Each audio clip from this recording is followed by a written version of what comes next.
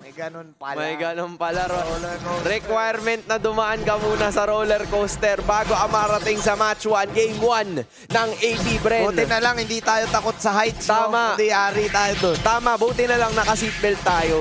Buti na lang talaga. Kyle TZ, back on the Hayabusa. Alam mo naman, si Kyle TZ, binansagan niyang Kyle Tusok. Kumbaga yung Tusok blade, pinamana sa kanya. Diba? The Tusok moniker. The Tusok moniker. Kumbaga, syempre si Kyle, di ba, naunang Tusok. Correct. Pero, nung napunta si Kyle TZ sa AP Bren, sinabi niya mismo yun, idol niya si Kyle. Kaya yung Tusok, Kaya nga may TZ eh. kaya siya may TZ, yung Tusok, binigay sa kanya ng yung kumbaga sa Game of Thrones, pinamana sa kanya yung tusok ang tusok blade. Tama. Pinamana. And kitang-kita sa performance niya ngayon. But again, May tusok yan yung may Hayabusa. tusok nga talaga. May ano yan eh. May shuriken May eh. shuriken yan eh. Lahat May ng shuriken. hero na may tusok, game yan. Tama. Pero, yung tusok, anong gagawin? Kontra sa kidlat. Kasi si Demon kahit hindi ko na Kumikita. naman pero, oy. Parehas level 4. Galing nun ha. Bago Okay. yun ha. Yung gumigilid. Okay. Yung gumigilid. Oo. Oo, level 4 na. Level 4. Ayun na nga.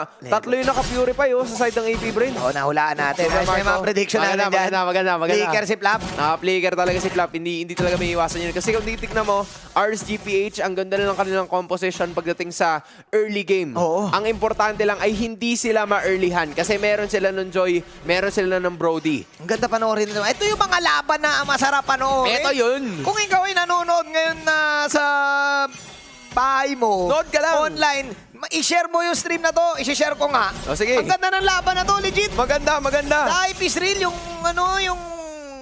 Ang tagal nating hindi nakakita ng kakaibang drop. Tama. Lahat ng nakita nating drop, halos paulit-ulit Parang na. standard. Alam mo na Standard agad. na. Alam mo na. Pero ngayon, both of these teams willing to try new things.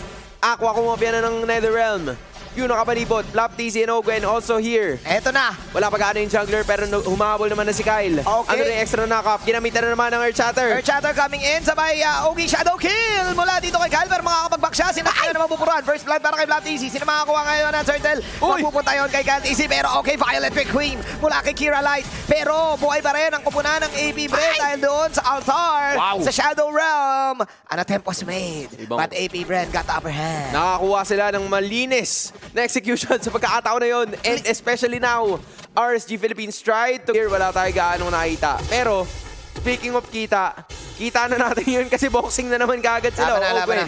Gusto ko makita yung interaction between the Joy and Hayabi. Kumbaga, alam ko yung Hayabi pag nag-ult, ganun. Masurvive Oo. kaya ni Demon kahit Yun na nga eh. pag mag-isa siya. Basta kailangan niya makalapit dun sa mga kakampi niya kasi pag nag-dash away ng dash away siya, Dash away. susundan siya ng shadow. Tignan natin paano gagalamay ni D. Ayan, Ayan na. nakakasabi lang Ayan. natin, men! Ayun pala. Ayun naman pala, chinukchak! Ayun pala yun. Kyle TZ with a solo kill! May lizard pa doon, bro! Oo, may lizard pa dun. Kaso naubos kasi kaagad eh. Pagbato nila parehas ng mga skills nila, tsaka nagkalatagan. Tapos Check. ngayon si Ogwen na naman oh. At mukhang babanatan pa to ng side ng AP Bren. The space jump coming out Oh. from light. Pero yun yung mga stampede, yung combo talaga nito ni Ogwen and Pew eh, no? Oo. May tunog, Ogwen and Pew. Oo nga. May tunog. May tunog. May tunog. May tunog talaga. Parang matagal nang nilagay. Oo, Ogwen. Parang matagal nang nilapag. Ogwen and Pew eh. Si Ogwen and Pew. May tunog, bro. It sounds familiar. Oo. Okay. Tingnan natin, papasok ngayon si Kyle TZ. Oy, dinidelay. Sobrang- Delaying tactics. Ay, naku, Demon Kyle. Ay! Uy! Plus, iba hulog ni Kyle. Men, sobrang aggressive ng AP Bren. Oo, Like, boy. first 4 minutes. And this is what we were talking about a while ago na medyo mahihirapan ng side ng RSG Philippines kapag naunahan sila in terms of early game. Knowing this, AP Bren, meron sila nung Matilda, meron sila nung Hayabusa, pero ngayon pumapalag na naman. Kaso yung ginagawa ni Light na pag-poke, since tank type siya dito. Oo, wala Yung ganong damage. wala. Sa setup talaga ng asalalay. Oo, kailangan may follow-up. Ang problema, this is a Matilda, this is a Paramis. Alam mo naman, di mo mapapatay agad yan dalawang lumilipad na yan eh. Yun na nga eh. Ewan ko, yung Matilda lumilipad talaga. Ay! Ay, sakit. Aray ko, babes. Oh! Oh! Oh! Oh my goodness! Oh! More shurikens have been brought around. Nanggaling pa yata sa Konoha yun, pero si Nats sumasapak ng konti. Si Okay. Pew meron ng backup. Uy, lumipad si Flap. yung robot, Ang lumipad laki ni yung Flap. Ogwen. Oy, Pinalik ng konti. Nanakap na naman. Hindi na talaga na. pinatakaw. Sobra naman, boss. Sobra naman yan, Navy Bren, na galaw na yan na Yung RSG na Eagles na ngayon. Sobra na yan, Insan. Sobra na trip. Ayan na, papalag na lang. Sabi ni Eman, laban na lang. Naku, pero natalon na ata siya sa mali, Eman. Out na lang, pero nandun na naman si Kyle. Iba, may ano tong AB Bren. Maganda gising, maganda kape. Maganda ang kape. Maganda ang kape. Parang si Manjin. Maganda ang kape ngayon ng side ng AP Bren kasi back at it again with another purple heist na nakuha na naman nila mula sa side ng RSG Philippines and Grabe. RSG. They're trying to find ways to secure a little bit more of objectives pero nahihirapan sila just because of how mobile and agile the heroes of the side of AP Bren are. Ang tindi. Ang tindi nung agility. Oo, men. Di ba yun yung meaning ng agile? Yun na nga eh, agility, men. As in, mabilis ka talaga gumaslaw from one place to another. Eh, nagkakaroon ng difficulty ang side ng RSG Philippines. Kasi yes, meron silang, alam mo yun, crowd control. Oo. Pero kailangan kasi nilang gamitin yun ng merong follow-up. And the problem is, Eman is isolated from the fight. Oo, tsaka wala silang panghuli kay ano pala. Kay Kyle TC, kaya free reign si Kyle TC. Ayun na. Ang panghuli lang nila kay Kyle TC, ultimate ni Nuts eh. Kailangan yun oh. Ay, hindi umabot yung turn the part. Di umabot yung damage Napakabilis. Damage output. Kailangan dito ng RSG ultra late game para may damage sila. May damage naman eh. Yung lineup nila. Correct. Kaso, pre-rain si Kyle gumaslaw. Yes. Siguro yun din yung reason ba't binan yung Lancelot eh. Oo, Yun para, nga lang may ayabi kasi. para isa lang yung gumalaw ng sobrang mabilis. What if yung Elkurt yung binigay nila instead of Hindi, parehas lang kailangan mag-snowball eh. So, ganun din. Ano naman. Grabe. And ganun din yung ginagawa ni Kyle TC over and over again. Si Flap TC and si Ogwen, sipat lang doon sa bush, abang ng susunod na raider na papasok. And then Kyle TC, after securing yung turtle, Oo. latag kagad. Tingnan na, oy grabe, pwede pala yun. Pang farm, okay. Alright, the only upside here for the... Tama, natuto ka. Kasi mabilis lang naman yung cooldown ng turn the part eh. Mabilis lang naman yung cooldown ng turn the part eh. Bobby Tricks, kaya ka na bad beats ni Butters tsaka ni Burrito eh. Pwede pala yung pang farm. Pwede pala yun eh. Okay, now you know. You learn something new every day. Okay. You learn something new. Ay, yung mga audience natin, learn something new. Oh, tama. Pwede pala yun. Alam nyo kasi guys, nanonood tayo dito para matuto. Tama. Diba? 6-0. Ito lang, para sa akin na, chance ng RSG dito, kailangan lang wag na muna sila mapitas. Correct. Pag lumit yung mapa, mahirapan na si Kyle dyan eh. So, kailangan umabot sila to the point na may damage na. I-clear, pang ano nyo lang yan, pang clear. Ako, Semi pang clear. kaso nakatak si Nat dito, Ano nag-trigger ko, palabas. aray ko, babes. Meanwhile, si Flap TC nandun sa may badal ko run sila, tinalunan. Ginalto ka ng konti, pero ang plano ng AP Bren is to just go for the turret na napapagsak nila sa may banda ibaba. Nasilipat sila ngayon dito. Pwede silang mag-set up dahil magkaka-lord na. So, i-clear na muna nila lahat ng wave para lamang sila sa wave and then lamang sila sa pwesto sa lord. Oo. Unless, i-clash nila to. Oo. And they're possibly looking for that one as well kasi nandiyan si Ogwen, nandiyan si Marco, nandiyan yung setup and damage nila nila. Pero doon sila already using the Stars Apart Memory. Ogwen using the Guiding Wind for extra shield. At makakataka sila doon, walang galos but they're not gonna bring down the bottom lane there. Goods lang muna sila. Alright, RSG.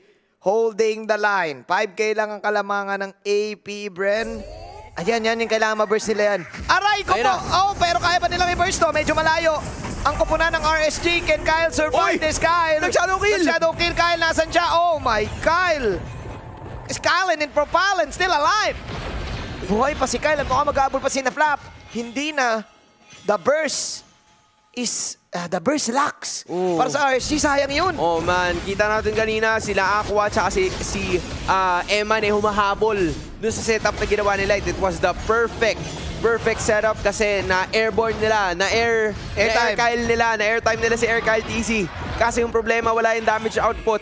Hindi nakapag-proc agad si Eman nung kanyang turn the part memory kasi kulang pa yung stacks eh. He tried to go for extra basic attack para mas nanuot yung damage. Kaso nakapindot na agad ng shadow kill si Kyle. Nako. And nakapag-quad shadow palabas. Ibig sabihin pala nito, so na pag ito'y na ultra late game hands, tipong umabot tayo ng 18 minutes, kailangan matakot yung AP Bren sa damage output ng Correct. ng RSG PH. Kasi meron talaga eh. Meron eh. May tulog ang AP Bren kung saan tulog. na umabot to kaya naman din nila papaabutin. Oo. They're trying to go very aggressive in this one. Middle has been broken down. Ayaw na namin. Sabi Inhibitor ng na. RSG.